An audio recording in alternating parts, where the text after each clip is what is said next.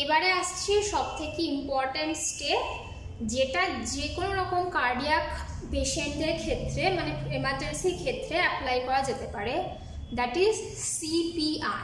CPR মানে cardio pulmonary resuscitation.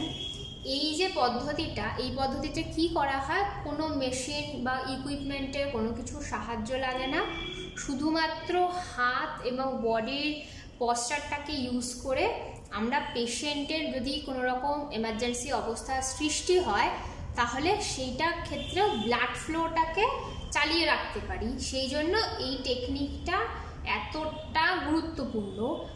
Not only cardiac emergency ক্ষেত্রে, বেশিরভাগ এমার্জেন্সিতেই আমরা দেখি যে পালস বিট কমে গেল, বেড়ে গেল বা কিছু অসুবিধা দেখা দিল, তো সেই ক্ষেত্রেও কিন্তু আমরা সিপিআরটা পেশেন্টকে করতে পারি। এটার কোনো সাইড এফেক্ট থাকে না। মানে এই ক্ষেত্রে যেটা করা হয়ে থাকে সেটা হলো দুটো স্টেপের মাধ্যমে এটাকে কমপ্লিট করা হয়। First, chest compression. চেস্টের পার্টিকুলার পজিশনে, পার্টিকুলার প্যাটার্নে হাত দুটোকে একসঙ্গে জড়ো করে এমনভাবে প্রেশার দিতে হবে যাতে যে হার্টবিটটা বন্ধ হয়েছে সেইটা অল্প হলেও যেন আবার আগের মতো চলতে শুরু করে। That is called chest compression.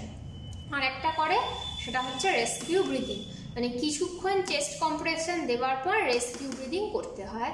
Rescue breathing মানে হচ্ছে এই ক্ষেত্রে mouth to mouth air pass করা।